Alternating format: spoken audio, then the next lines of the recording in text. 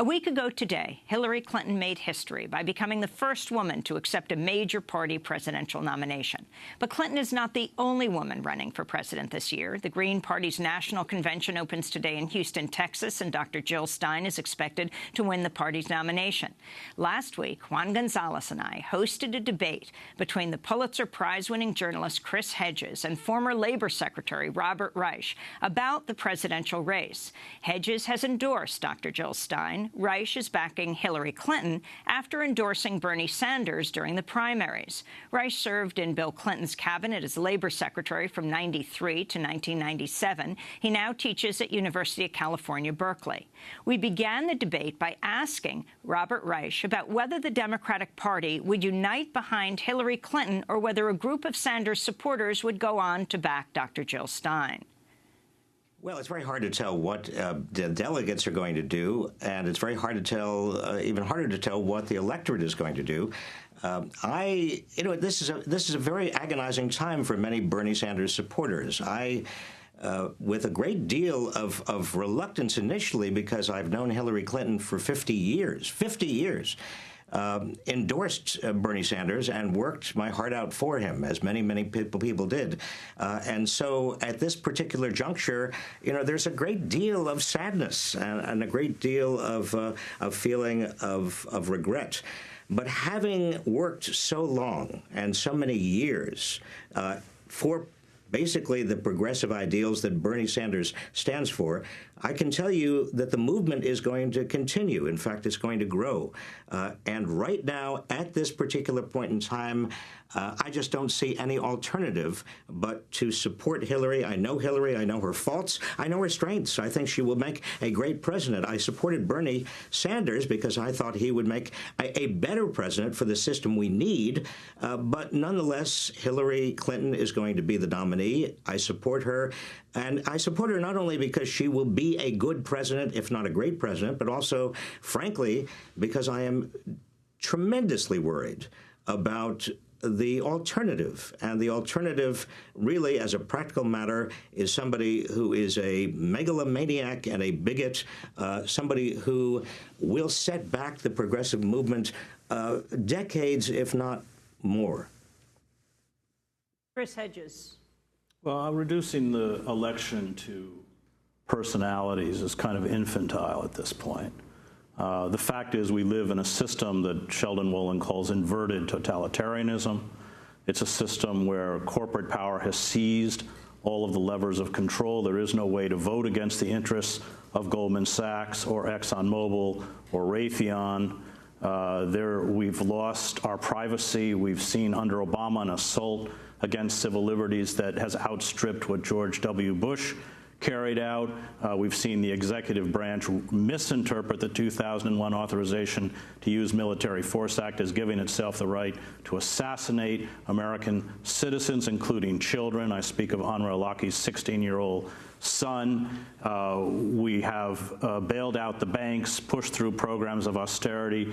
This has been a bipartisan effort because they've both been captured by corporate power. We have undergone what John Ralston Saul correctly calls a corporate coup d'etat in slow motion, and it's over. I just came back from Poland, which is a kind of case study of how neoliberal poison destroys a society and creates figures like Trump. Poland has gone, I think we can argue, into a neo-fascism. First, it dislocated the working class, deindustrialized the country. Then, in the name of austerity, it destroyed public institutions, education, public broadcasting, and then it poisoned the political system. And we are now watching in Poland them create a 30,000 to 40,000 armed militia. They have an army. The parliament, nothing works. And I think that this political system in the United States has seized up in exactly the same form. So is Trump a repugnant personality? Yes, although I would argue that in terms of megalomania and narcissism, Hillary Clinton is not far behind. But the point is we've got to break away from, which is exactly the narrative they want us to focus on. We've got to break away from political personalities and understand and examine examine and critique the structures of power. And in fact, the Democratic Party, especially beginning under Bill Clinton, has carried water for corporate entities as assiduously as the Republican Party. This is something that Ralph Nader understood long before the rest of us. And stepped out very courageously in 2000. And I think we will look back on that period and find Ralph to be an amazingly prophetic figure. Nobody understands corporate power better than Ralph. And I think now people have caught up with Ralph. And this is, of course, why I support Dr. Stein and the Green Party. We have to remember that 10 years ago, Syriza, which controls the Greek government, was polling at exactly the same spot that the Green Party is polling now, about 4%. We've got to break out of this idea that we can create systematic change within a particular election cycle. We've got to be willing to step out into the political wilderness, perhaps for a decade. But on the issues of climate change, on the issue of the destruction of civil liberties, including our right to privacy, and I speak as a former investigative journalist, which doesn't exist anymore because of wholesale government surveillance. We have no ability, except for hackers. I mean, this whole debate over the WikiLeaks is insane. Did Russia? I've printed classified material that was given to me by the Mossad. But I never exposed that Mossad gave it to me. Is what was published true or untrue? And the fact is, in those long emails, you should read them. They're appalling, including calling Dr. Cornel West trash. It is the whole. It exposes the way the system was rigged. I'm talking about the Democratic Party, the denial of independence, the superdelegates, the stealing of the caucus in Nevada, the huge amounts of corporate money and super PACs that flowed into the Clinton campaign. The fact is, Clinton has a track record, and it's one that has abandoned children. I mean, she and her husband destroyed welfare as we know it, and 70% of the original recipients were children. This debate over, I don't like Trump, but Trump is not the phenomena. Trump is responding to a phenomena created by neoliberalism, and we may get rid of Trump, but we will get something even more vile, maybe Ted Cruz. Robert Reich, I remember you on Democracy Now! Talking about your time as Labor Secretary when President Clinton signed off on welfare reform. And you described walking the streets of Washington, D.C., wondering where the protests were, that you had vigorously objected, and it was also an issue, a bill that Hillary Clinton had supported. So can you respond to Chris Hedges on these 3 points, including, so you take a walk in the political wilderness for a little while?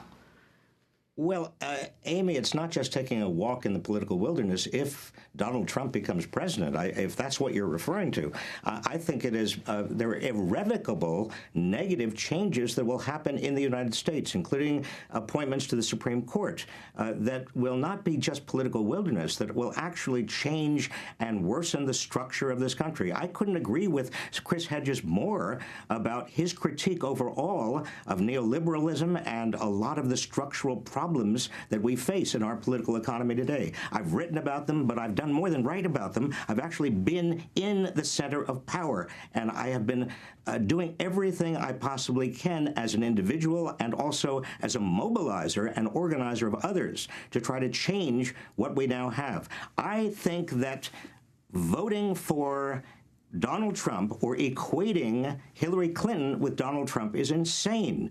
Donald Trump is certainly a product of a kind of system and a systematic undermining that has occurred in the United States for years with regard to inequality of income and wealth and political power. But we don't fight that by simply saying, all right, let's just have Donald Trump and hope that the system improves itself and hope that things are so bad that actually people rise up in armed resistance. That's insane. That's crazy. What we have to do is we've got to be very, very strategic as progressives. We've got to look at the long term. We've got to understand that Bernie Sanders brought us much further along than we were before the Sanders campaign. We owe a lot to Bernie Sanders, his courage, his integrity, his power. the fact that most people under 30 voted for Bernie Sanders. In fact, if you look at the people who voted for Bernie Sanders under 30, that was more people than voted for Donald Trump and Hillary Clinton together under the age of 30. We are building a progressive movement in this country. But over the next 4 years, I don't want Donald Trump to irretrievably make it difficult, if not impossible, for us to move forward with that progressive movement. Now, I understand Hillary Clinton is not perfect. I've known her, as I said before, for 50 years. I met her when she was 19 years old. I know her strengths, and I know pretty well her weaknesses. She is not perfect. And as Chris says, you know, she is also very much a product of many of the problems structurally in this country right now. We fight those structural problems. Yes, hand in hand, Chris, with you, shoulder to shoulder. I'm very short. Maybe it's my shoulder and it's your rib cage. But it doesn't matter. We continue to fight. I will continue to fight. Many people who are watching and listening will continue to fight. We must continue to mobilize. I hope Bernie Sanders does what he implied he would do last night, and that is carry the movement forward, lend his name, his energy, his email list. This is not the end of anything, but we have got to be, at the same time, very practical about what we're doing and very strategic about what we're doing. This is not just a matter of making statements. It's a matter of actually working with and through and changing the structure of power in this country. Chris, I'd like to ask you, you've written that liberals are tolerated by the capitalist elites because they do not question the virtues of corporate capitalism, only its excesses, and call for tepid and ineffectual reforms. Could that have also been said of FDR in the 1930s? Because you were one of the folks who did not back Bernie Sanders from the beginning. So well, I didn't back Bernie Sanders because, and Shama Sawan and I had a discussion with him before, because he said that he would work within the democratic structures and support the nominee. I think we have now watched Bernie Sanders walk away from his political moment. You know, I think he will come to deeply regret what he has done. He has betrayed these people who believed in this political revolution. We heard the same kind of rhetoric, by the way, in 2008 around Obama. A political campaign raises consciousness, but it's not a movement. And what we are seeing now is furious spin. I listened to Ben Jealous just do it, from the self-identified liberal class. And they are tolerated within a capitalist system because in a moment like this, they are used to speak to people to get them to betray their own interests in the name of fear.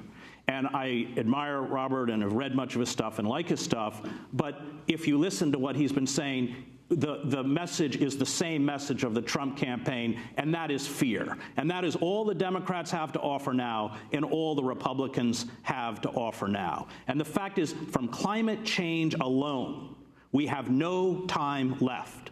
I have 4 children.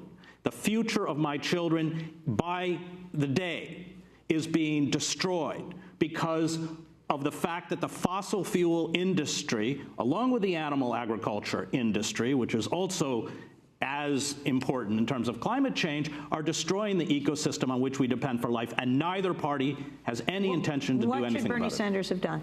Bernie Sanders should have walked out and run as an independent.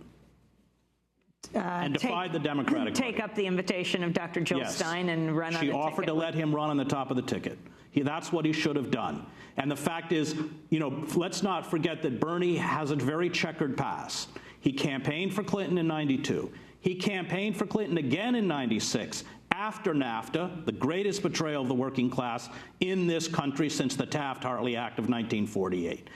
After the destruction of welfare, after the omnibus crime bill that exploded the prison population, and, you know, we now have, I mean, it's just a monstrosity what we've done. 300 to 50,000 to 400,000 people locked in cages in this country are severely mentally ill. Half of them never committed a violent crime. That's all Bill Clinton, and yet he went out and campaigned. In 2004, he called on Nader not to run, to step down, so we could support a war candidate like John Kerry. And I'm listening to jealous before, talk about the Iraq War. 60% of the Democratic senators voted for the war, including Hillary Clinton. The idea that somehow Democrats don't push us into war defies American history. Robert Reich. Well, all I can say is that at this particular point in time, I mean, again, many of the things that Chris Hedges is saying, I completely agree with. The real question here is, what do we do right now? And what do we do to mobilize and organize a lot of people out there who right now are not mobilized and organized? And how do we keep the energy building? I disagree with Chris with regard to Bernie Sanders. I think Bernie Sanders has been a great and is a great leader right now of the progressive cause. What I think we ought to do is develop a third party outside the Democratic and Republican parties, maybe the Green Party, so that in the year 2020, 4 years from now, we have another candidate. It may be Bernie Sanders. I think he's probably going to be too old by then. But we have a candidate that holds the Democrats accountable, that provides a vehicle for a lot of the energy of the Bernie Sanders movement to continue to develop, that fields new candidates at the Senate, in Congress, at the state level, that actually holds Democrats' feet to the fire and Republicans' feet to the fire, that develops an agenda of getting big money out of politics and severing the link between extraordinarily concentrated wealth and political power in this country. That's what we ought to be doing. Now, we can, but in order to do that, we cannot have, and I think that Hillary will be a good president, if not a great president. This is not just trucking in fear, Chris. But I do fear Donald Trump. I fear the polls that I saw yesterday. Now, polls, again, this early in a campaign, we're still months away from the election, but they are indicative.